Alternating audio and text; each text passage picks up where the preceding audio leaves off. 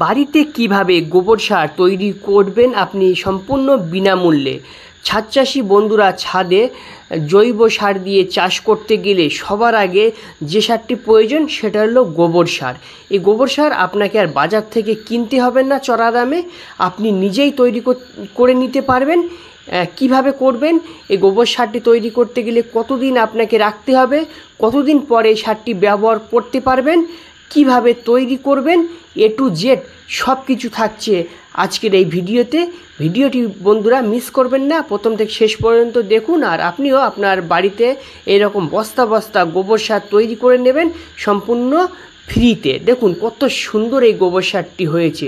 তাহলে চলুন এখন আমরা শুরু করি ভিডিও। আপনারা দেখছেন আপনাদের প্রিয় চ্যানেল রূপ গ্রিন 007। বিনা খরচে কাঁচা গোবর থেকে আপনিও এইরকম সুন্দর গোবর সার তৈরি করতে পারবেন আপনার বাড়িতে।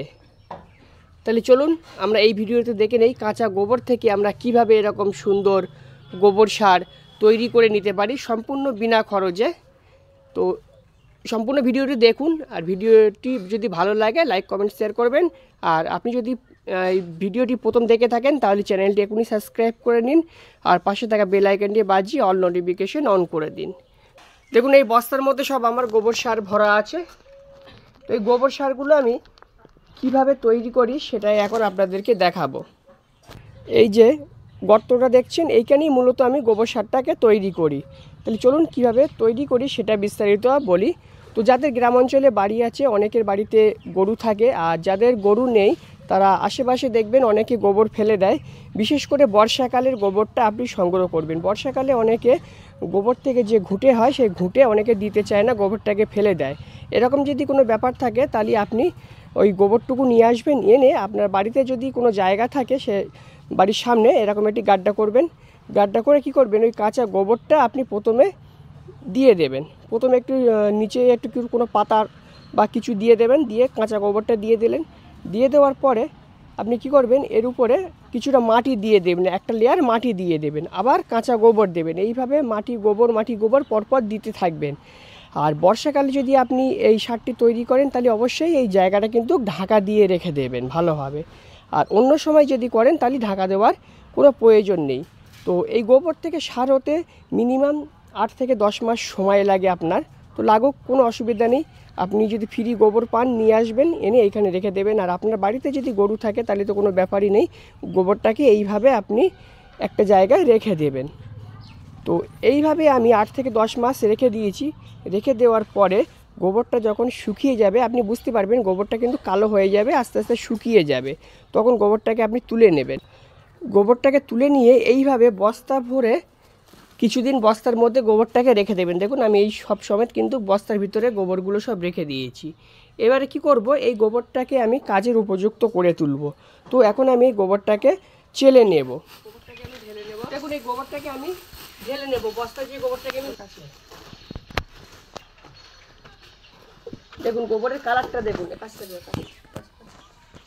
গোবরের কালারটা দেখুন কত সুন্দর হয়ে গেছে। গোবর কালো হয়ে গেছে একদম একদম কাছে দেখুন। এবার আমি কি করব, এরকম একটি চালনি নেব। দেখুন এই চালনিগুলো আপনারা হার্ডওয়ার্সে পেয়ে যাবেন, যে কোনো হার্ডওয়ার্সে। তো এই যে বড় গ্যাপটা একটু বেশি নেবেন, বেশি গ্যাপের চালনিটা আপনারা নেবেন। এটা 70 থেকে 100 টাকার মধ্যেই চালনিটা নেবে। তো এইবার আমরা কি করব, এইটা এইভাবে চেলে নেব। আমরা এইভাবে চেলে নেব, ভালো করতে এইভাবে আমরা চেলে নেব। দেখুন চালার পরে নিচে কিছুটা পড়ে গেল, অবশিষ্ট কিছুটা আছে। এবার আমরা কি করব, একটা বস্তা নেব, একটা বস্তা নেব, বস্তার মধ্যে এইভাবে দিয়ে নেব আমরা, দিয়ে একটা রকম বাঁশ নেব। বাঁশ নিয়ে এইভাবে আমরা এটাকে একটু গুঁড়ো করে নেব, এটাকে মারবো, মেরে একটু গুঁড়ো করে নেব। আবার গুঁড়ো করে আবার এটাকে আমরা চেলে নেব।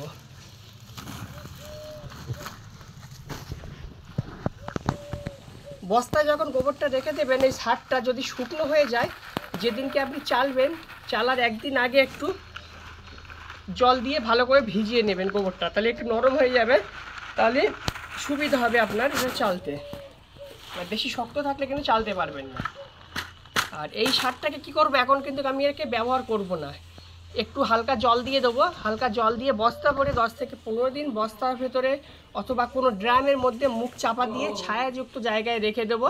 তারপরে যখন আমি গাছের মাটি তৈরি করব, সেই মাটির মধ্যে কিন্তু আমি এটা মিশিয়ে দেব।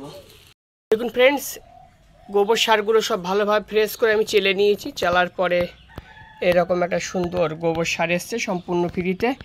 আপনিও আপনার বাড়িতে যদি গোবর থাকে তাহলে আমি যে পদ্ধতি বলেছি ওইভাবে আপনারাও গোবর সার করে নিতে পারেন, আর সেটা সারা বছর আপনার গাছে ব্যবহার করতে পারেন। দেখুন কত সুন্দর, একদম সম্পূর্ণ ফ্রি গোবর সার হয়ে গেছে। আমার এখানে মিনিমাম 6 বস্তা গোবর সার আছে।